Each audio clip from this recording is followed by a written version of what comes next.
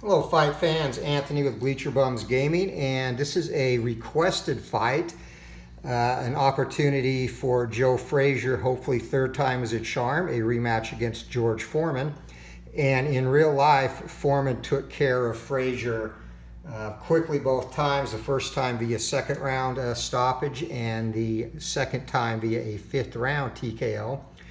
And this was basically a case where really Frazier, based on overall track record, skill set, is rated slightly higher than Foreman in the game, but styles make fights, and this is one of those cases where Foreman just had Frazier's number. I mean, Frazier lost to two people, Ali and Foreman.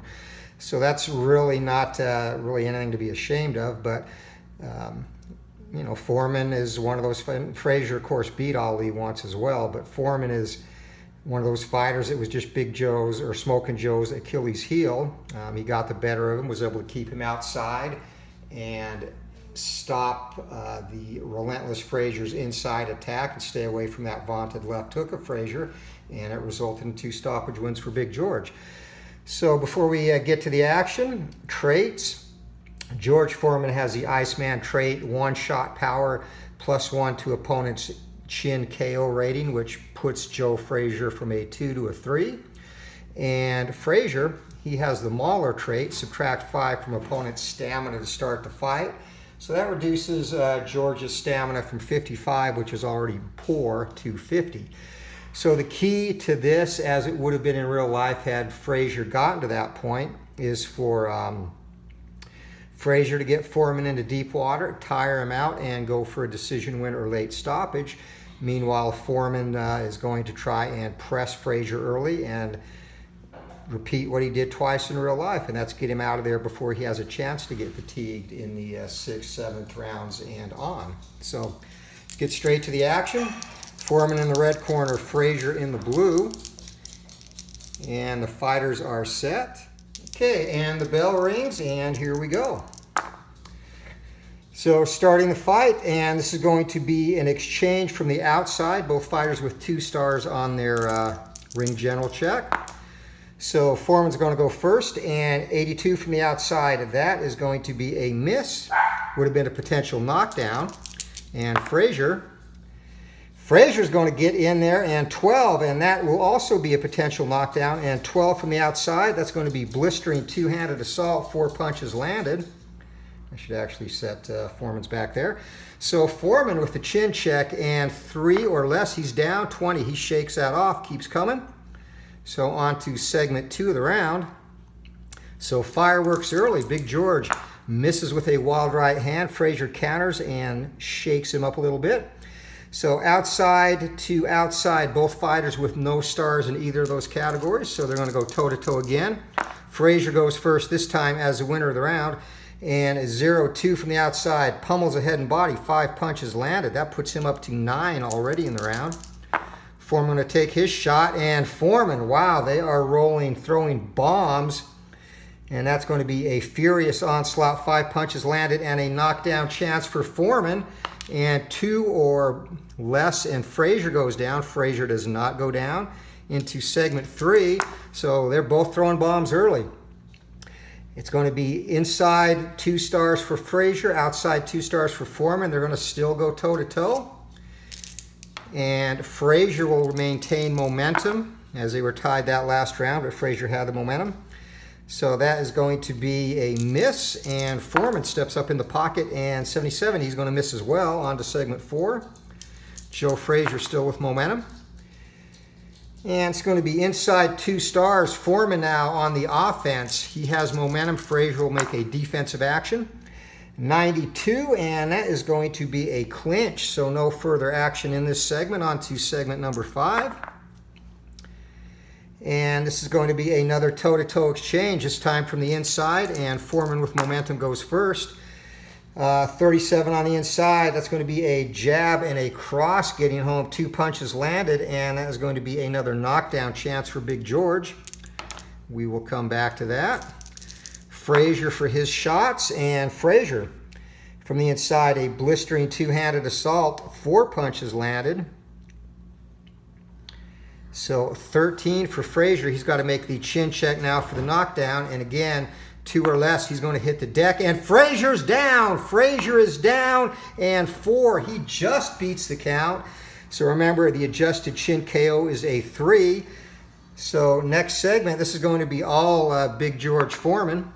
And 6 going to be from the inside, and Frazier has no action in this segment at all. And 90, and it's going to be a clinch. So Frazier is back and unhurt again as we begin the last minute of the first round. And action early, Joe Frazier, just like in real life, down early here. 3 and a 2, and it is going to be inside George Foreman with control. And 12 on the inside. Heavy shots get home. 4 punches landed. That gets Foreman up to 11. A defensive check for Frazier. And Frazier's going to block one of those, knock that back to 10. 40 seconds left in a very wild and exciting first round. Frazier already has been down. Inside 2 stars to inside 1 star. Foreman remains on the attack. And Foreman coming in. 65 would have been a potential knockdown again, but he misses. So Smokin Joe is going to get the opportunity to counter, and he misses as well. Final 20 seconds of round number 1. Foreman with momentum, 5 and a 6, and Frazier gets control from the inside. Foreman will be on defense to finish the round. So 56 digs a hook to the body, 2 punches landed. Foreman with the defensive roll, and 2 punches get home for Smokin Joe. So a wild first round. It's going to go to 10-8. There was a 5-punch point differential for Joe Frazier, landed more, but due to the knockdown, it'll be a 10-8 round for Foreman. And then fatigue-wise, Frazier getting done what he needed to. 15 punches landed. That gets Foreman's fatigue, stamina down to 35 already heading into the second round. Frazier entered the fight with 90, so he will be 80 heading into round number 2. And again, Big George is going to want to get him out of here early if he can, because if he tires, it's probably going to be Frazier's fight. Second round begins, and it's going to be an inside toe-to-toe exchange, both with 2 stars there. And as a fighter that closed the last round with momentum, Big George goes first. 21 on the inside, wicked 3-punch combo. 3 punches land. And Frazier fires back, and a possible cut pummels the head and body. 5 punches land. And at 19, Foreman cuts on a roll of 6 or less. He is okay. Heading on to segment number 2. And this is living up to expectations. Inside, Frazier takes control, 3 stars to 2. 87 from the inside, that's going to be a clinch. Would have been a potential knockdown. Unfortunate turn of the dice there for Smokin Joe. And going to be on the outside. They're going to exchange again. And again, Smokin Joe goes first with momentum. 48 from the outside. That is going to be a miss. So Foreman gets his crack. 52 or less, he's going to land. And 68 would have been a potential cut, but he misses as well. On to the next segment, segment 4. And it's going to be inside, both with 2 stars. They're going to continue to exchange punches, going toe-to-toe. And Smokin Joe goes first, 47. That's going to another hook to the body. 2 punches land for Frazier. And George Foreman, looking to get back, and he scores with a jab and a cross and a potential cut to Frazier. Frazier cuts 5 or less, and it is a 9, so he's okay. Heading on to segment number 5, round number 2. Living up to build expectations, and they're going to exchange blows once again, this time from the inside, or again from the inside, I should say. Frazier goes first, and Frazier with an 11, a blistering 2-handed assault. 4 punches land. Big George looking to get his now, and fires back. 63, that is going to be a miss. So on to segment 6, Frazier in control early, but again was knocked down in the first round, and that comes into play. Outside 2 stars to inside 1 star, George Foreman takes back momentum, and he's going to fire away from the outside. Heavy shots get home, 4 punches landed, and Frazier defensive check. They're all going to get through. On to the final minute of round number 2. And here comes Foreman on the inside. 2 stars for both fighters. They're going to exchange blows again. From the inside, Foreman first, 67. That's going to be a miss. Joe Frazier looking to get that hook home. Slips down inside, 29, and a withering blows in the pocket there. 3 punches get through. 40 seconds left in round number 2. Fighter square off, and 2 stars to 3 from the inside. Frazier taking control. Foreman will be on the defense here. 58, and there's that hook to the body again. Foreman's defensive roll. It gets through. Final 20 seconds of the round. Frazier winning the second round here. And I'm going to be outside 2 stars. And again, Smokin Joe, that 3 stars on the inside. He's going to be on the offense. And 78 from the inside, that's going to be a miss. Foreman looking to counter. 18 does not. And the round comes to an end. So 16-9 punches landed there in round number 2.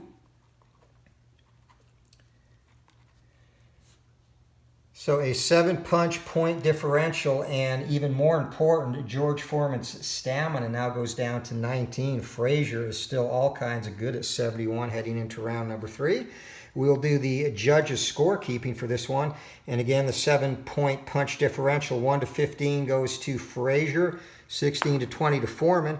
It's going to be Frazier, Frazier, and Frazier. So 10-9, Smokin Joe takes round number 2. And we head to the third stanza.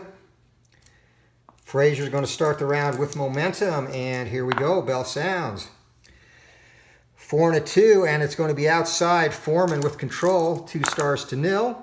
And Foreman from the outside would have been a potential cut, but he misses. Frazier looking to counter, and 2, and Frazier gets 2 punches home. A heavy hook there onto segment number 2 as Frazier snatches back momentum, which again comes into play if we have a toe-to-toe exchange, and not going to happen here as Frazier has control from the inside. And 36-5, that's going to be a potential knockdown. 36 from the inside, withering blows in the pocket, 5 punches get through. Foreman with the chin check, 3 or less, he is down, and 5, he shakes it off. So actually he's going to be hurt though. That 5 is inside his stun rating. So heading into the next segment, Frazier. And can Frazier reverse history here? He's going to have an unopposed check, and it's going to come from the inside. 58 or less, he will land. And Smokin Joe, another blistering 2-handed assault. 4 more punches get through as we head to segment 4. So this is all Joe Frazier in rounds 2 or 3. It was all George Foreman in the first. And inside again, Frazier in control still. 44 from the inside, and that is going to be withering blows in the pocket. 3 punches landed. George, defensive check, and 1. He's going to block 1 of those, so knocks that back to 11. On to segment 5 in round number 3. And Foreman is going to be in a lot of trouble here with his fatigue. Inside 1 star, outside no stars, and Foreman takes back control on the inside. And he needs to make something happen. Would have been a potential knockdown. Instead, it's a miss. Frazier looking to counter, does not. As we head to segment 6. And Foreman, if he's lucky, might have 1 more round fresh, so he's got to make hay here. And 2 stars to no stars. Foreman again on the inside with momentum. And 0-9, and that's a potential knockdown as heavy shots get home. 4 punches landed. Frazier has to make the chin check again. 2 or less, he's down, and Frazier shakes it off. Not down, not stunned as we head into the final minute of round number 3. And that's going to be a 2-star advantage to Frazier from the outside. Foreman will be on the defense. 0-8, possible knockdown, and heavy 2-handed assault. 3 or less, and Foreman again shakes it off. So Frazier has landed some heavy shots, unable to hurt Big George, and Frazier maintaining that control, this time from the inside. And 61, he is going to miss. Foreman looking to counter, and 1. Foreman, a big hook. 2 punches get home.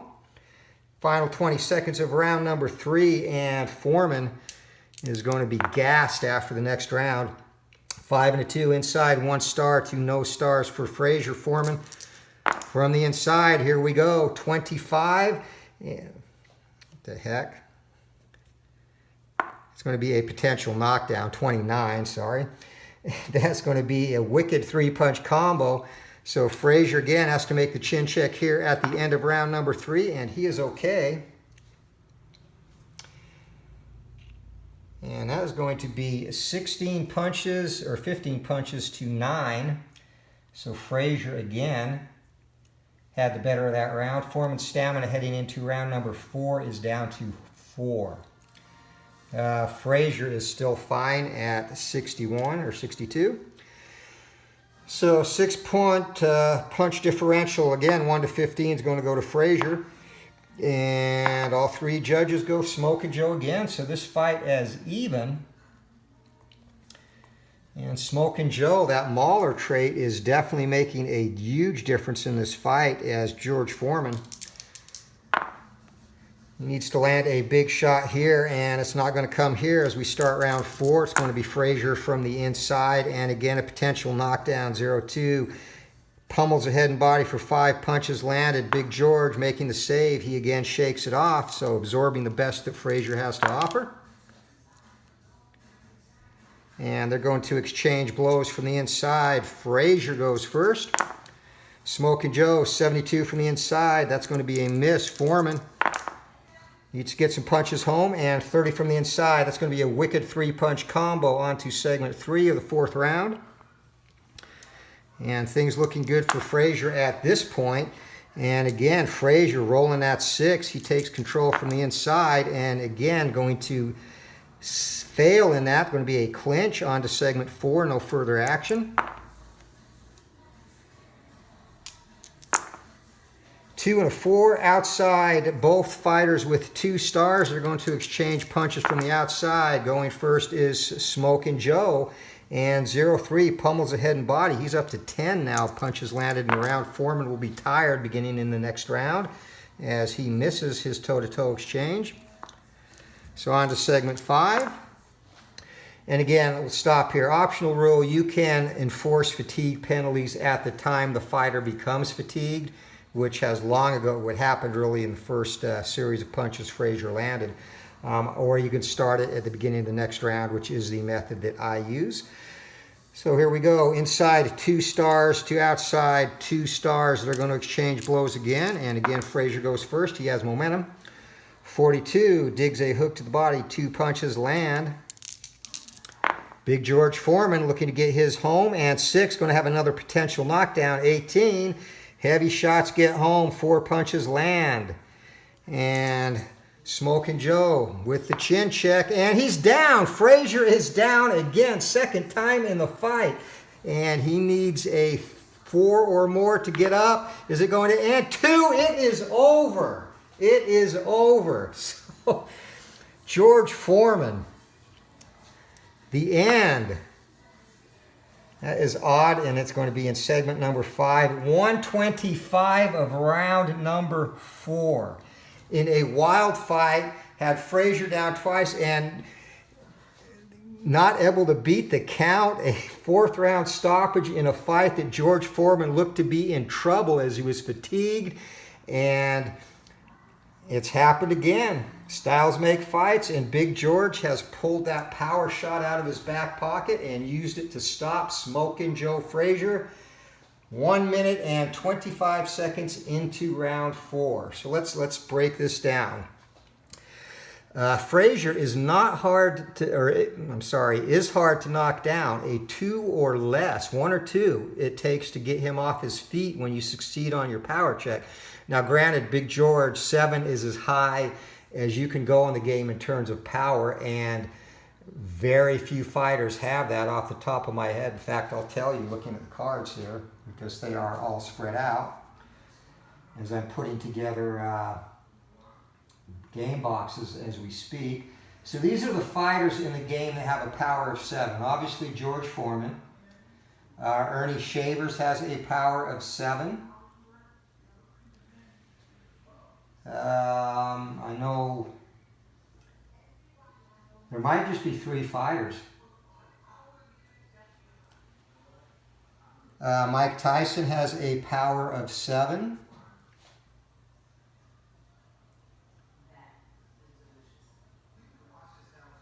And Rocky Marciano has a power rating of 7.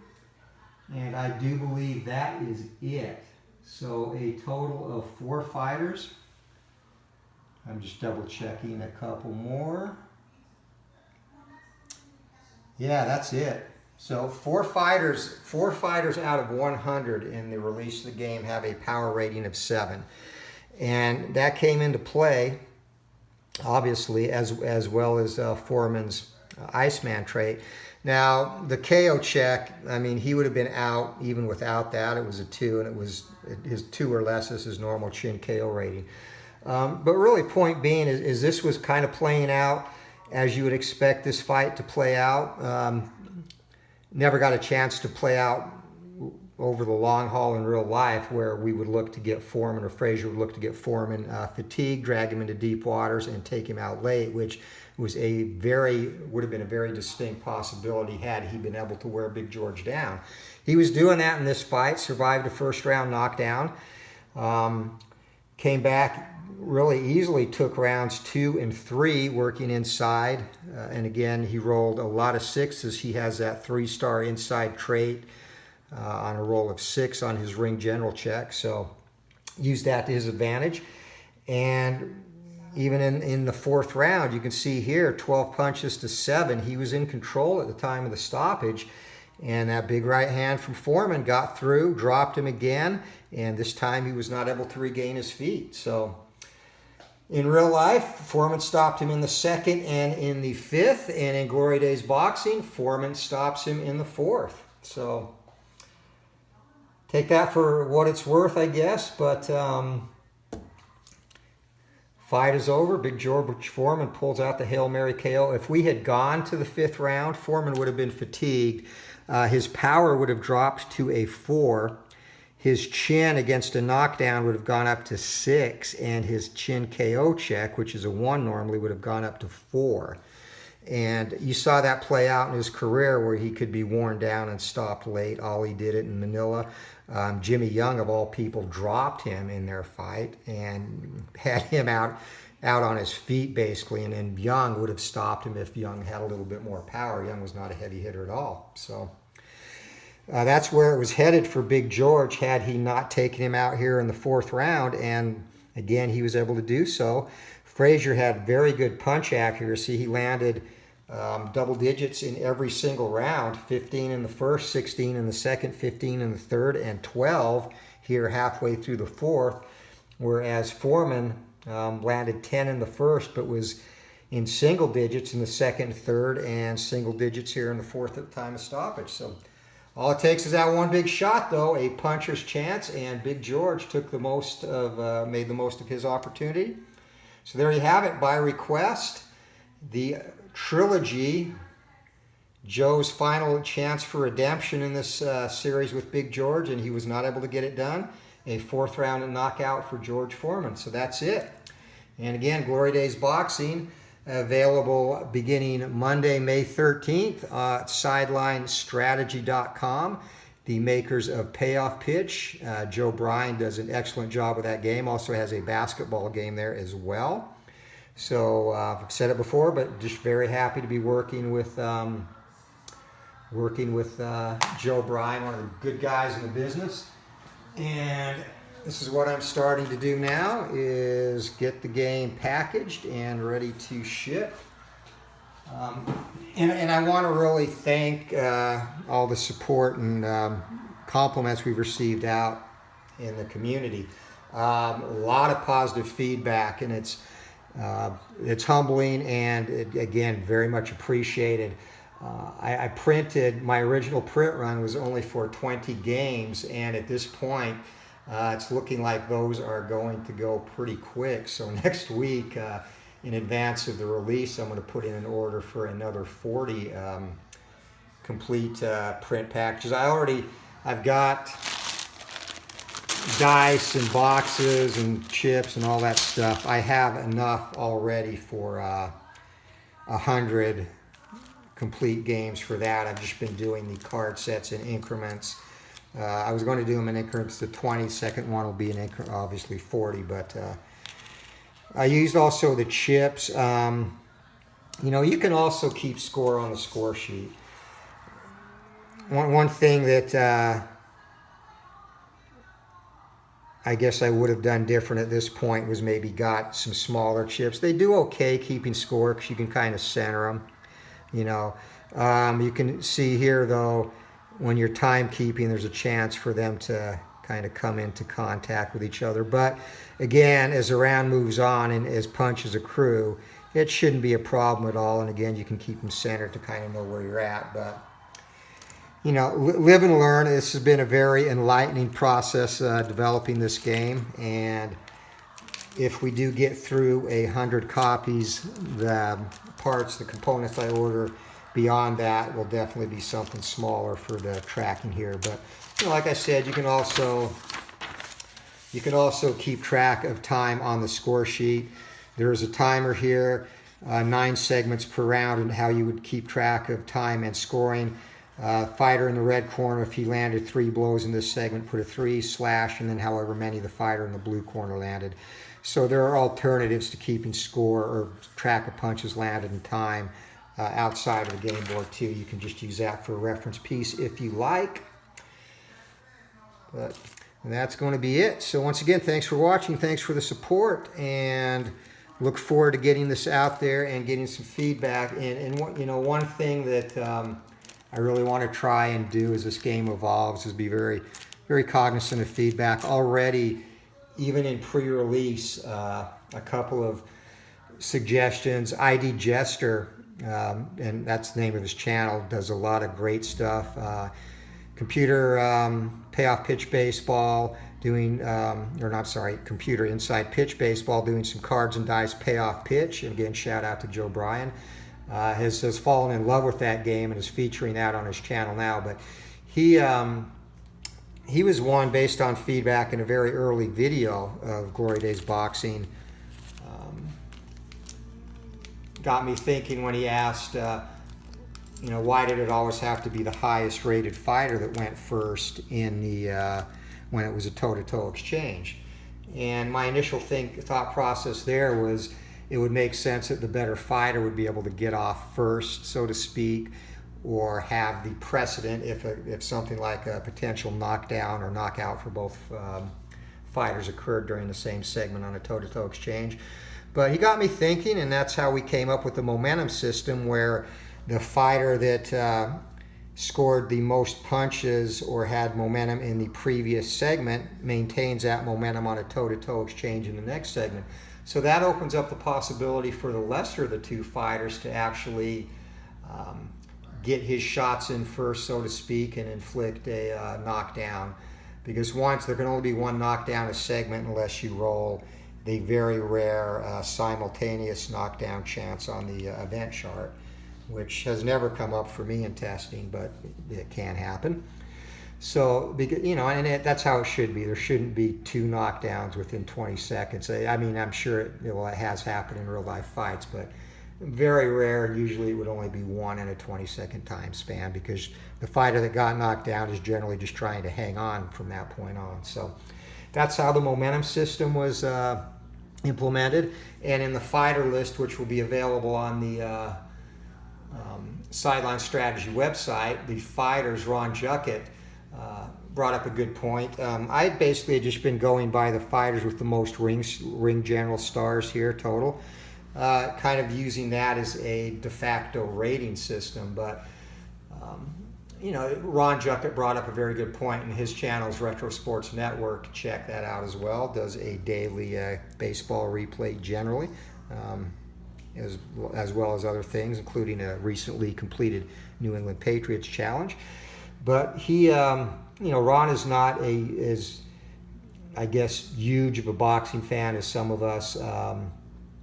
So he's not familiar with all the fighters in the initial release, which, you know, there's a lot of fighters in the initial release that probably people that know and follow boxing a lot aren't familiar with, because these fighters, some of them go back into the 1900s. So I wanted to get a wide array of boxers throughout history. So Ron suggested maybe putting together something to help players better differentiate how good a fighter is. So I thought about that. Didn't want to just implement a pure number system.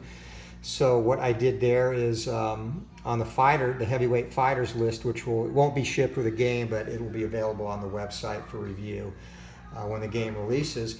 I came up with basically a word rating, and started with great down to elite, good, respected, solid, et cetera, all the way down to bum. 12 different rating definitions, I guess you could say, to kind of better hone that in for maybe someone who's not as familiar with a lot of the fighters in the game that decides they want to give the game a shot. So that's really the direction I want to take it.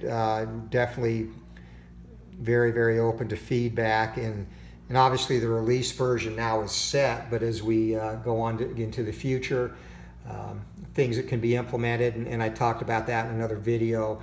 I will eventually be implementing a optional add-on which will be available for free as a downloadable PDF, and that will be strategy cards, and I'm still formulating exactly how they are going to be used, but I have a very good idea, and I've already started on some of the cards themselves, and they'll be based on basically traits that are already in the game, so kind of one-time trait applications. So that's in process. I've got a kind of career replay system that's going to be developed as time goes on, as well as a thing I'm going to put together, a basically one page, again, will be downloaded from the website, way to put together a kind of living, breathing universe where you start with X number of fighters, and then random fighters debut as time goes on, year to year, and existing fighters age and retire. So that way, and especially when we as an example, release the supplemental heavyweight set, which will include another 50 fighters, and that's going to be down the road.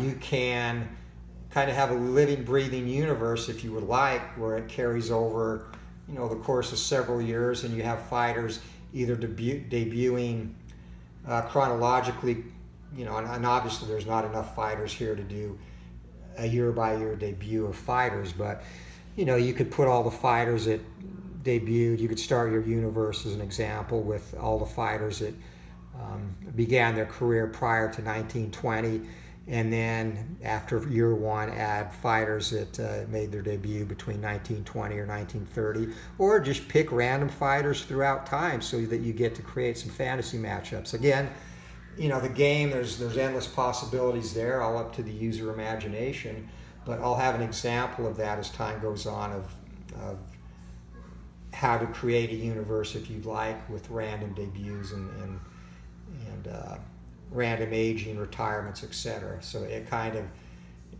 rather than just being a static fantasy matchup type of game, you can use it to be a career type replay as well.